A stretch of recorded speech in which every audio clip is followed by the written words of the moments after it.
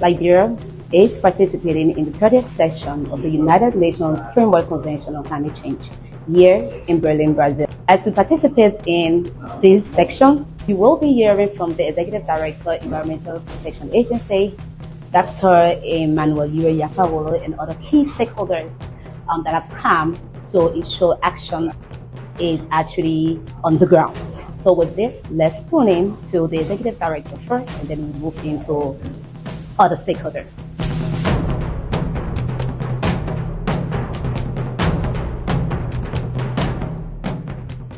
This is the Conference of the Party 30 here in Belém. Liberia is here. I'm here joining with, of course, the Deputy Minister for Finance, Honorable Depozo, and others. We are here to showcase Liberia. Liberia is the third land of the world. The first being the Amazon, the second is the Congo Basin, the third is the Upper Guinean Forest. So we are here to showcase that we are doing well for the climate in terms of the amount of carbon that we absorb. So whenever we're discussing climate change and the impact, whether mitigation or adaptation, Liberia's voice is very important. We are here to showcase Liberia.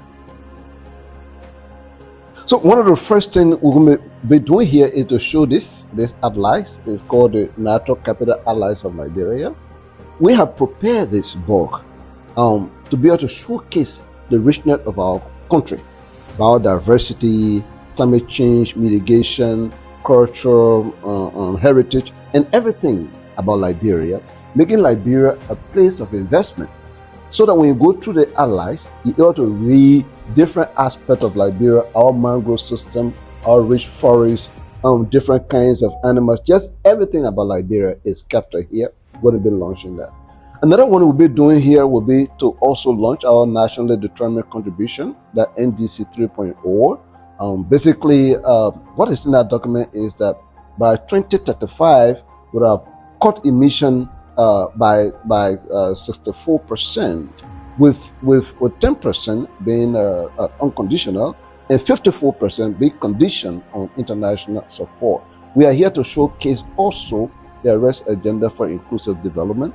That's the document that the government has developed to be able to make Liberia to be a middle income country by 2029, 2030. So we are here to showcase all of these and then be able to, as I said, push for greater level of climate finance to support developing countries like Liberia.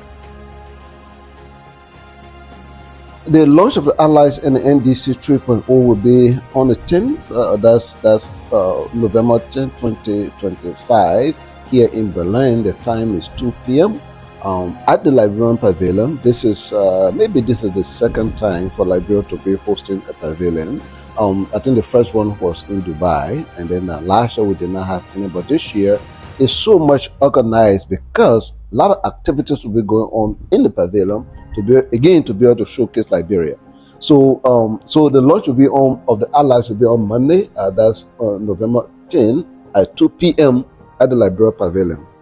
At the launch, we'll have cross-section of dignitaries, but I also want to emphasize that the Ally itself is done by the EPA with support from UNDP and other partners. So my friend and brother, Mr. Aliu Dia, will be there. My friend here, the Minister of Finance, will be there, Honorable Zuo. And we'll also have a cross-section of Liberians. We'll have folks from the UNFCCC, some climate change negotiators from across Africa. We're also expecting the folks from Canada to also join us.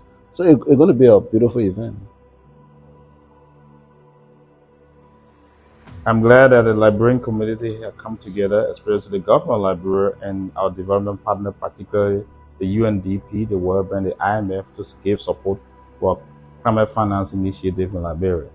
As we assemble here in Belém, one major issue we're going to be looking at today is the fact that Liberia is going to be showcased with a pavilion that will give us the architecture of our climate financing and also the opportunity we have with our rainforest nation, which of course is very much important to prepare Liberia for climate initiative. One major thing that there is that this gathering also articulates what we have in our agenda for inclusive development. The AARD is very much key, and the president's ambition is to ensure that Liberia benefits from the rainforest has. Another important thing is that we are going to be having the opportunity where we produce a video that will also inform the world about Liberia tourism sector, which of course is also investment potential, and also looking at what we call a blue carbon initiative in Liberia. These are all the areas that we have to use as an entry point for our negotiation. Most importantly, as we speak today, Liberia is in the position to go to the World Bank to access some financing opportunity, and also to the IMF to see what we call resilient climate facility, which is prepared for adaptation and mitigation development in Liberia. This is very much urgent and important because climate change has become a serious development issue globally, contemporarily. Besides it being in terms of disaster management, we need to look at climate change more from a development perspective that it impacts the livelihood of the poor people. And with a rainforest nation like Liberia, it is important to be able to access all resources it takes to foster development in terms of how we prepare for adaptation financing, mitigation programs that will be able to enhance productivity of the economy.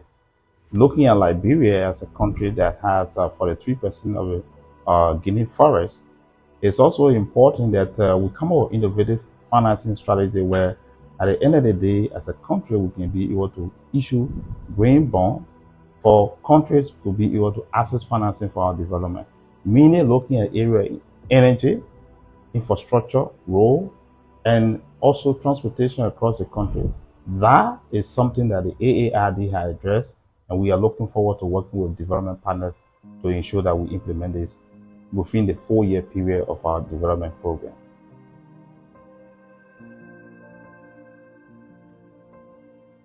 When we set off to strengthen the EPA and set up the environmental sector straight in Liberia, we are getting overwhelming support. And anytime we try to do anything, we get a whole government, a whole society support.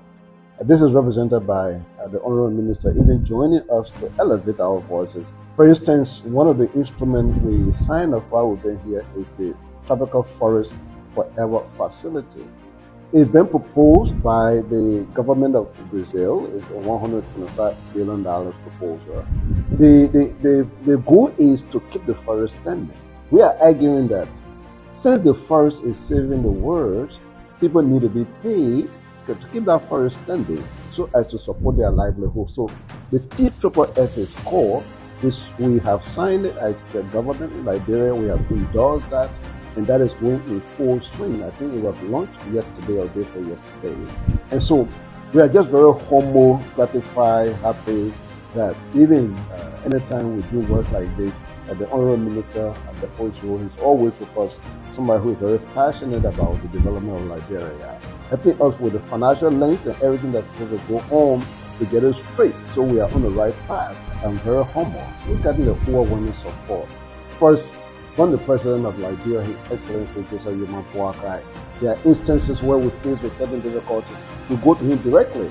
He says to me, go and enforce the law and apply the environmental law. I think that's very important to get that higher support. But even our international relationship, the Minister of Foreign Affairs, the Honorable Sarah Besso Yanti, she's very responsive to our activities at the EPA, helping us to navigate the international terrain. That's very important. But also the Minister of Finance, the Honorable Kafuan, he's also been very, very supportive to our work, as well as Rudolph Marat, Honorable, I can call him my father, at the FDA.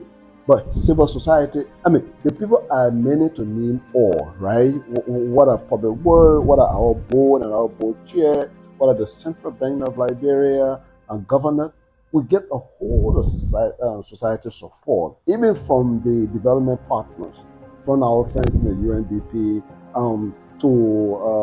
to our friends from Canada who have been supporting us, the World Bank, Save the Children. Just, it's difficult to name everyone, but we want to be very appreciative to all of them.